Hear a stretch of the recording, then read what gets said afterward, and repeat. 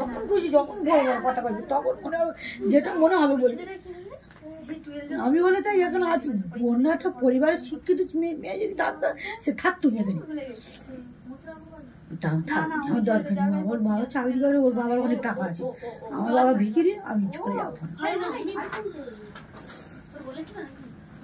সবসময় যেটুকুনি তাও সেটুকুনি জলের হাতে খেতে দেবে।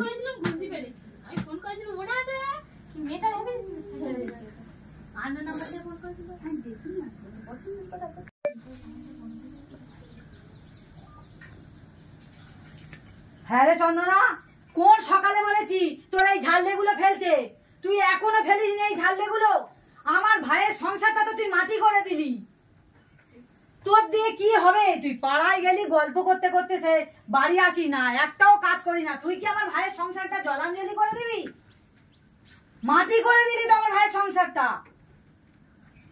হায় হায় হায় হায়, কোন সকালে বলেছি ঝাললে কটা ফেলো চন্দনা, এখনো তার ফেলার নাম নেই।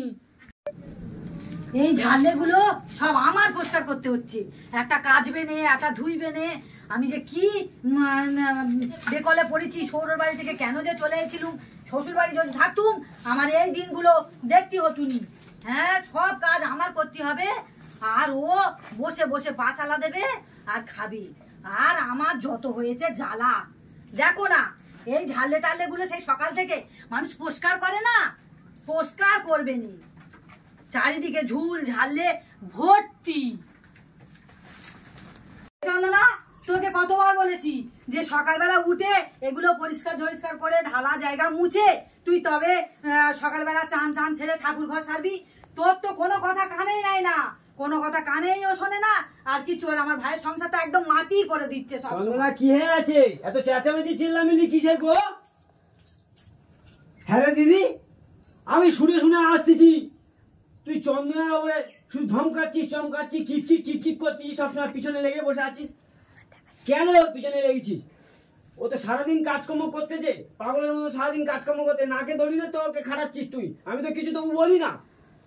আরে তুই তো এবার বলবি যে দিদি জ্বালাচ্ছে দিদি জ্বালাচ্ছে। আচ্ছা তুই ভাই দেখ, সারাদিন আমি করবো পরিষ্কার ঝরিষ্কার, আর ও তুই মনে করতিস তোর বউ সব করতেছে।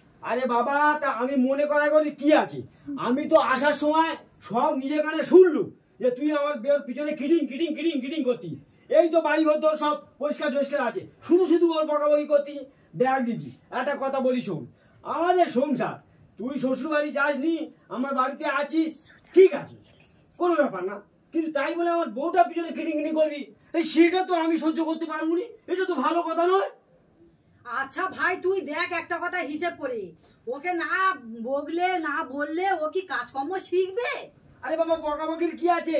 ও তো সব কাজই করে, ও তো ঠিকঠাক করে, তুই শুধু ওর নামে কিটিং কিটিং করে, ওর নামে তুই বুঝিস না ভাই, তুই বেটা ছেলে, তুই কাজে যাস আর এসে ভাত পাস খাস, খেয়ে শুয়ে পড়িস। হ্যাঁ আমি তো বেটা ছেলে, তো কোনো খবর রাখ। হ্যাঁ আমি তো বেটা ছেলে, কোনো খবর টবর রাখি না, কলকাতায় যাই দুটো করে টাকা নিয়ে আসি আর সংসারে দিই, খাই আর ঘুমুই, আমি তো কোনো খবর রাখি না। আমি আমার হয়েছে যত ভুল, শ্বশুর বাড়ি তোকে তো এনে আমার বাড়িতে রেখে আমি কি সর্বনাশটি যে করেছি আমি সেটা বুঝতে পারছি। আমার একটা মাত্র বউ সমস্ত সব কাজকর্ম করে, তবু তার পেছনে কিটিং কিটিং কিটিং কিটিং করবে, সব কি সুন্দর পরিষ্কার রেখেছে, সব কি সুন্দর করেছে, শুধু আমার বউটা যখন আমি এসে শুনবো আওয়াজ থেকে, তখন দেখবো আমার বউর পেছনে কিটিং কিটিং কিটিং করবে। এসব পোস্টার তোমার বউ করে রাখে নে, সব করেছি আমি। হ্যাঁ ও ওই রকম বলে, ধরা পড়ে গেলি তখন সব বলে ও আমি করেছি। জিজ্ঞাসা করে আয় ভাই। পাড়ার লোকের জিজ্ঞেস কি করবো, পাড়ার লোকের জিজ্ঞেস কি করবো, পাড়ার লোক আমার কম বেশি বলে, আমি কি জানি না নাকি? সব জানি, আমি সব জানি। আমার বউটা একটু বাচ্চা মেয়ে বলে, শান্ত ভালো মেয়ে, বোকা মতো কাজকর্ম করে, ভোদা মতো বউ বলে তার সবসময় কিটিং কিটিং কিটিং করবি তুই।